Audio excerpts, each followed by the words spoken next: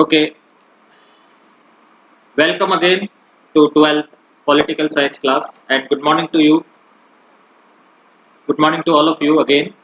And yesterday we were going on with the topic shock therapy and shock therapy post communist regime. Clear? So, yes, I can't hear you. Use the chat option, beta. What do you want to say? आप कुछ कहना चाहते हैं तो chat option use कर लीजिए.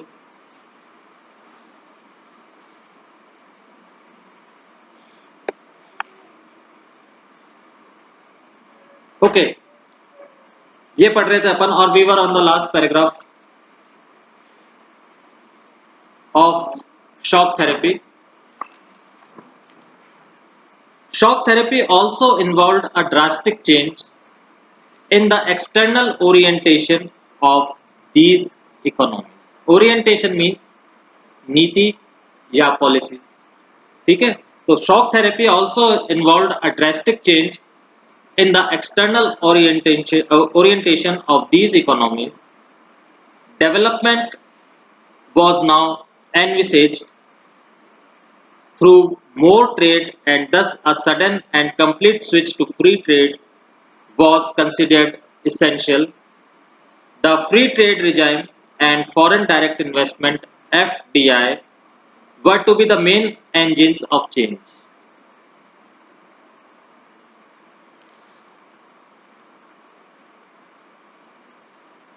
This also involved openness to foreign investment, financial opening up or deregulation, and currency convertibility. So, last paragraph. Finally, the transition. ये paragraph आपको मैंने एक्सप्लेन कर दिया था कल, या कराना है इसको? यहीं से करा देता हूँ बेटा. You just change your place, क्योंकि मैंने आपको in the beginning I told you that there is a some net problem is coming. तो आप आपकी जगह चेंज कर लीजिए. यहाँ से मेरे यहाँ से अभी तक तो बिल्कुल clear it is going on. यहाँ पे कोई प्रॉब्लम नहीं आ रही. इस साइड से कोई प्रॉब्लम नहीं आ रही बेटा. आप आपकी थोड़ा सा जगह चेंज करके देखिए, क्योंकि मेरे यहाँ से अभी तक तो बिल्कुल क्लियर जा रहा है. यहाँ से कोई नेट प्रॉब्लम नहीं आ रही है एट प्रेजेंट. तो शॉक थेरेपी में से इन जो ये अर्थव्यवस्था थी, जो इकोनॉमी थी, के जो एक्सटर्नल जो सिस्टम थे, एक्सटर्नल जो सिस्टम थे वो क्या थे? पूरी तौर से क्या है, अब बदल गए. अब माना जाने लगा कि ज्यादा से ज्यादा ट्रेड करके ही डेवलपमेंट किया जा सकता है. इस कारण मुक्त व्यापार यानी कि फ्री ट्रेड को पूरी तरह से अपनाना जरूरी माना गया. बेटा फ्रॉम हियर आई एम, यहां से तो बिल्कुल क्लियर जा रहा है. यहां से तो बिल्कुल क्लियर जा रहा है. एक बार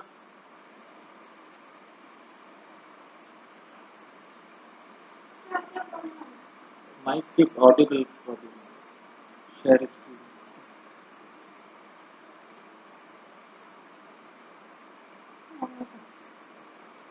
बेटा. From here it is clear. मैंने चेक भी कर लिया. आप आपकी थोड़ी सी जगह चेंज कीजिए.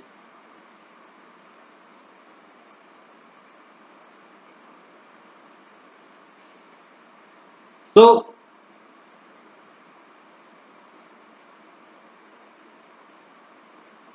जो फ्री ट्रेड है उसको अपनाना जरूरी, उसको क्या था, उसको अब अपनाना जरूरी हो गया और उसको जरूरी माना गया. बेटा यहां से क्लियर है. आप थोड़ा सा आपकी जगह चेंज करिए. आप जब बैठे हुए हैं वहां से थोड़ा सा जगह चेंज करिए, क्योंकि यहां से वॉइस क्लियर जा रही है. मैंने सारा सेटअप वापस से देख लिया. आप एक बार वापस लॉग आउट हो जाओ और वापस से लॉग इन हो. The best way, log out होकर के वापस से लॉग इन हो जाओ। जिनको अगर कोई प्रॉब्लम आ रही है तो एक बार लॉग आउट होकर के वापस से लॉग इन हो।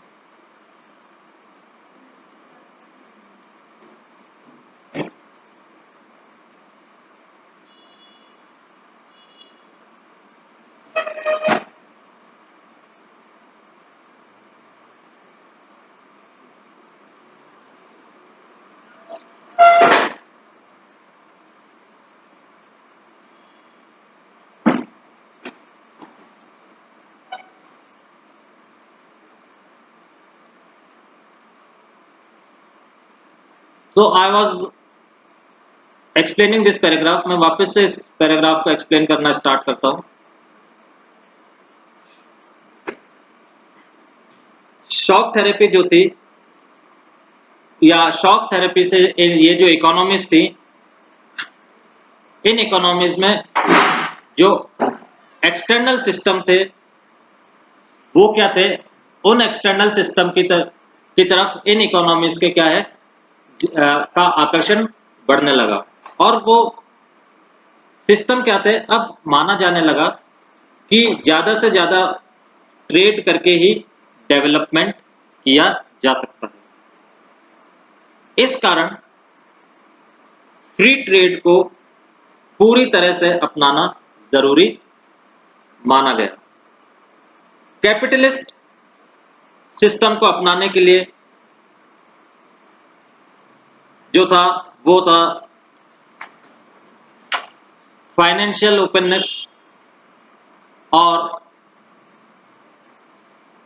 करेंसी कन्वर्टेबिलिटी, यानी कि करेंसी को चेंज कराना, ये चेंज होना ये बहुत महत्वपूर्ण माना गया। क्यों? क्योंकि डेवलपमेंट के लिए क्या पायल बेटा, आप आपकी जगह चेंज करो क्योंकि सबके पास वॉइस जा रही है।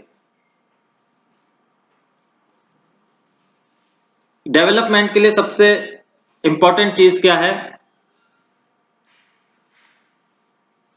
अपनी जो करेंसी है उसको चेंज कराना। क्यों? क्योंकि अपन कोई भी सी भी चीज अगर अपन बाहर से परचेज करते हैं तो अपने को क्या उसकी करेंसी में पेमेंट करना पड़ता है। फॉर एग्जाम्पल सपोज करिए अपन ऑयल परचेज करते हैं, कहीं बाहर से परचेज करते हैं, तो that country will not accept Indian rupees, वो एक्सेप्ट करेगी या तो इंटरनेशनल डॉलर्स, अमेरिकन डॉलर्स को एक्सेप्ट करेगी या उसकी खुद की करेंसी को एक्सेप्ट करेगी। क्यों? क्योंकि because Indian rupees will be of no use to them.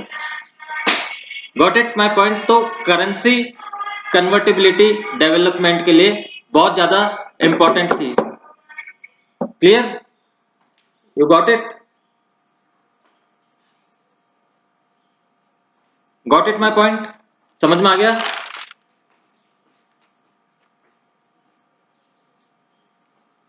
Then finally the transition also involved a breakup of the existing trade alliances among the countries of the Soviet bloc. Each state from this bloc was now linked directly to the West and not to each other in the region. These states were thus to be gradually absorbed into the Western economic system. The Western capitalist states now became the leaders and thus guided and controlled the development of the region through various agencies and organizations. और अब finally क्या हुआ, ये जो परिवर्तन चल रहा था, ये जो संक्रमण हुआ, ये जो सोवियत ब्लॉक के जो देश थे के बीच अब जो ट्रेड रिलेशंस थे आपस में ही, जैसे जब ये 15 स्टेट्स जब यूएसएसआर के साथ में मिले हुए थे तो जब इनमें आपस में ट्रेड रिलेशंस थे, वो ट्रेड रिलेशंस अब क्या हो गए, खत्म हो गए। और ये हर एक देश क्या था,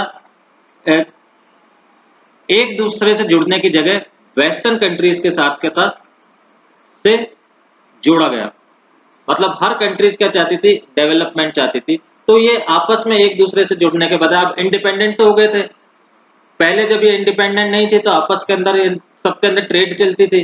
अब वो ट्रेड तो इनकी खत्म हो गई, वो व्यापार तो अब इनका खत्म हो गया। अब ये किससे जुड़ने लगे, वेस्टर्न कंट्रीज से जुड़ने लगे ट्रेड के अंदर। इस तरह धीरे धीरे इन देशों को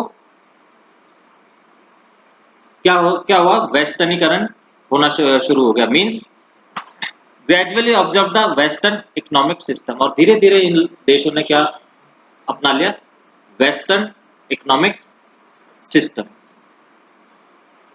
the western capitalist states now become the leaders, और अब जो वेस्टर्न कैपिटलिस्ट कंट्रीज जो इनकी मदद कर रही थी या इनकी आर्थिक स्थितियों के अंदर सुधार कर रही थी, अब वो क्या बन चुकी, इन देशों की लीडर बन चुकी। अब एक्चुअली वो क्या हो गई, लीडर हो गई इनकी। And thus guided and control the development of the region, और अब वही कंट्रीज क्या है जो इनके साथ जुड़ी हुई हैं, वेस्टर्न कंट्रीज, वही इस इनके रीजन्स को डेवलप कर रही हैं, इन कंट्रीज को गाइड कर रही हैं, और कई एजेंसियों के थ्रू और कई ऑर्गेनाइजेशंस के थ्रू ये जो वेस्टर्न कंट्रीज हैं अब इन कंट्रीज के क्या है का डेवलप करने के लिए लगी हुई हैं और काम कर रही हैं। तो ये थी पूरी शॉक थेरेपी। कोई प्रॉब्लम है इसमें, any problem in the topic? अगर आपको कोई प्रॉब्लम आ रही है इस टॉपिक के अंदर, क्लियर हो गया shock therapy?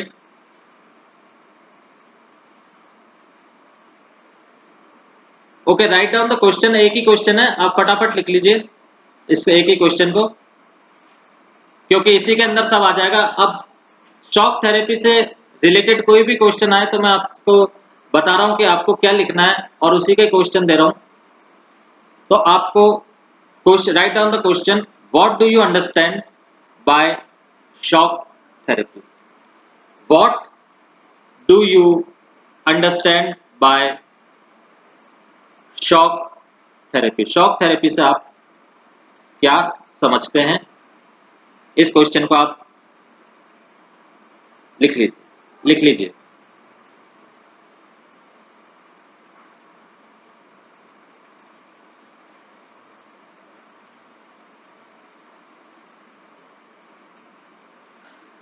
Okay, now next our topic is consequences of shock therapy, यानी कि शॉक थेरेपी के परिणाम। consequences of शॉक थेरेपी के परिणाम। अब देखते हैं परिणाम क्या है शॉक थेरेपी के। अभी तक अपन ने शॉक थेरेपी पढ़ी है, अब उसके कॉन्सिक्वेंसेस भी देख लेते हैं। The shock therapy administered in the 1990s did not lead the people into the promised utopia of mass consumption. Generally it brought ruin to the economies and disaster upon the people of the entire region. In Russia, the large state-controlled industrial complex almost collapsed as about 90% of its industries were put up for sale to private individuals and companies.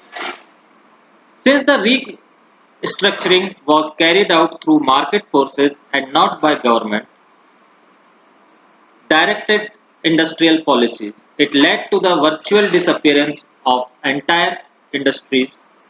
This was called the largest garage sale in history, as valuable industries were undervalued and sold at throwaway prices though all citizens were given vouchers to participate in the sales.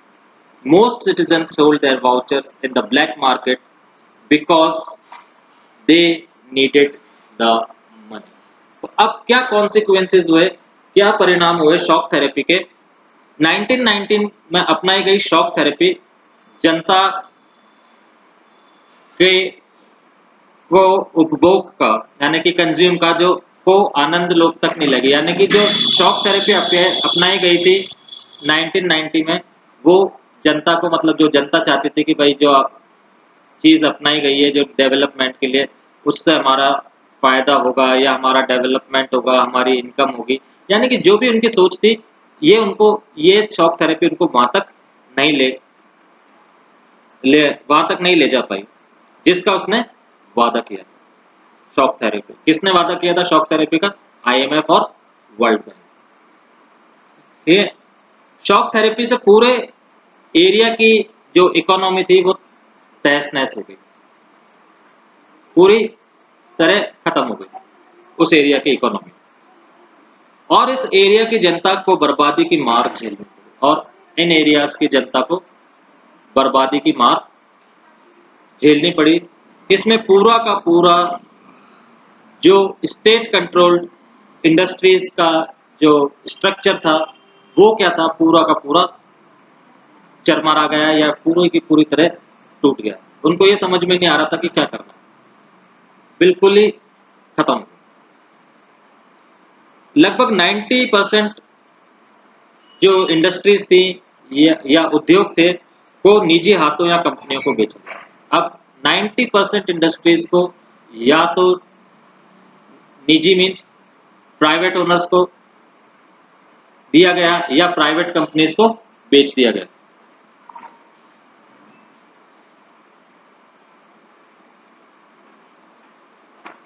वो इसलिए क्योंकि अब जो क्या हुआ था कि जो अभी तक जो गवर्नमेंट कंट्रोल कर रही थी इकोनॉमी को, अब वो शॉक थेरेपी के बाद में वो किसके हाथ में चला गया, मार्केट फोर्सेस के हाथ में चला गया।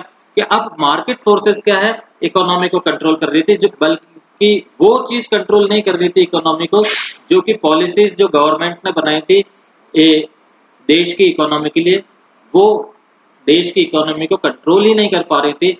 और ये जो इंडस्ट्रीज का बिकना, उद्योगों का बिकना और निजी हाथों में जाना और निजी कंपनियों के हाथों में जाना, उसका रीजन ही ये था कि अब इकोनॉमी को कंट्रोल कौन कर रहा था, मार्केट फोर्सेस। मार्केट फोर्सेस तो आप जानते हैं क्या होती है market forces, anybody, market forces क्या होती है, कोई बता सकता है? बेटा आप चैट ऑप्शन पे मेरे को लिख दीजिए मार्केट फोर्सेस क्या होती है।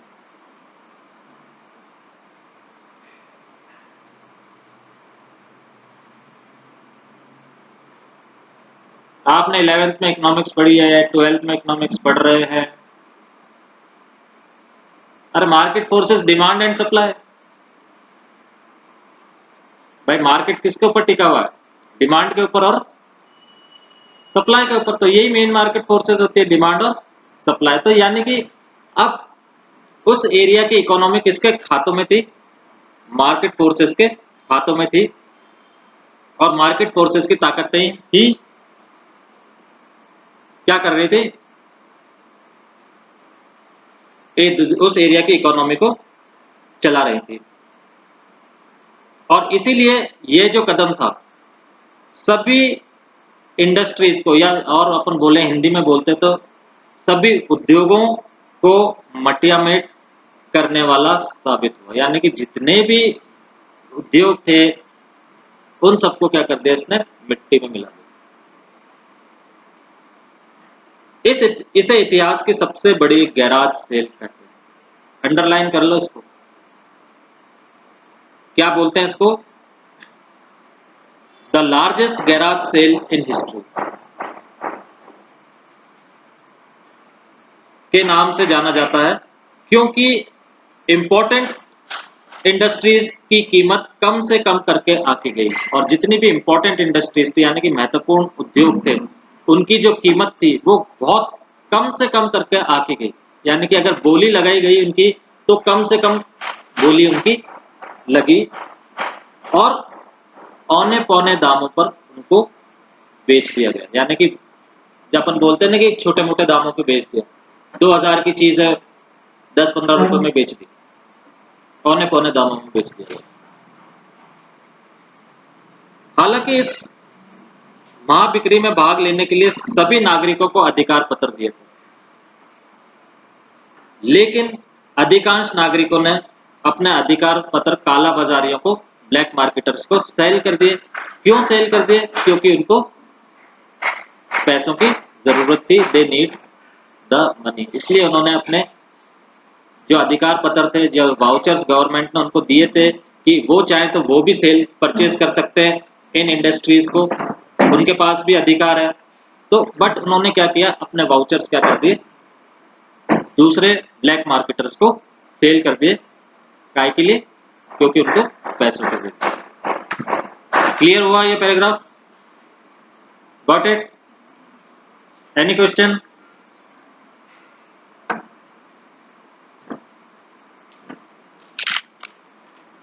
Then the value of ruble, the Russian currency, declined dramatically. The rate of inflation was so high that people lost all their savings. The collective farm system disintegrated, leaving people without food security, and Russia started to import food. The real GDP of Russia in 1999 was below what it was in 1989. The old trading structure broke down with no alternative in its place. दूसरा consequence क्या हुआ? दूसरा परिणाम क्या हुआ?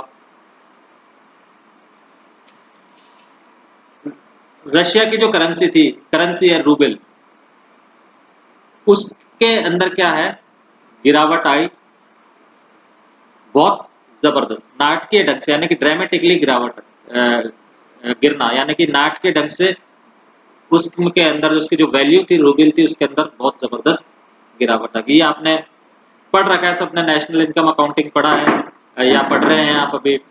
आपके जो 12th के अंदर चैप्टर है या 11th में है वो चैप्टर नेशनल इनकम अकाउंटिंग, आपने सबने पढ़ा है कि करेंसी के बारे में पढ़ा है, इन्फ्लेशन के बारे में पढ़ा, दैट इज जिसको अपन हिंदी में बोलते हैं मुद्रास्फीति, वो सब आपने इकोनॉमिक्स में पढ़ रखा है, तो मेरे को इतनी ज़्यादा समझाने की जरूरत नहीं है क्योंकि you have already studied about all this things. So the Russian currency declined dramatically. The rate of inflation was so high that people lost all their savings. और जो इन्फ्लेशन की जो रेट थी वो इतनी ज़्यादा हो गई थी कि लोगों की जितनी भी जमा पूंजी थी, जो भी उनकी सेविंग्स थी, वो सब क्या हो गई? खत्म हो गई या जाती रही। और कलेक्टिव फार्मिंग, पहले मैंने आपको बताया था रशियन रेवोल्यूशन के अंदर, में बार बार ये तीसरी दफा बोल रहा हूँ, पहले कलेक्टिव फार्मिंग होती थी, यानी कि 10 फैमिली मिलकर के एक फार्म को क्या करती थी? एक पीस ऑफ लैंड को क्या करती थी? इसके ऊपर एग्रीकल्चर करती थी, फार्मिंग करती थी। तो उसके अंदर एक चीज थोड़ी सी फायदेमंद थी इन लोगों के लिए। वो फायदेमंद क्या थी? जैसे 10 फैमिली एक लैंड के ऊपर फार्मिंग कर रही है और आज मेरे को किसी बात के लिए पैसों की जरूरत पड़ गई। एक्चुअली क्या होता था, जो भी प्रॉफिट होता था वो क्या सब में इक्वली डिस्ट्रीब्यूट हो जाता था। उस फार्म के ऊपर खेती करने से जो भी प्रॉफिट होता था वो 10 फैमिली के अंदर इक्वली डिस्ट्रीब्यूट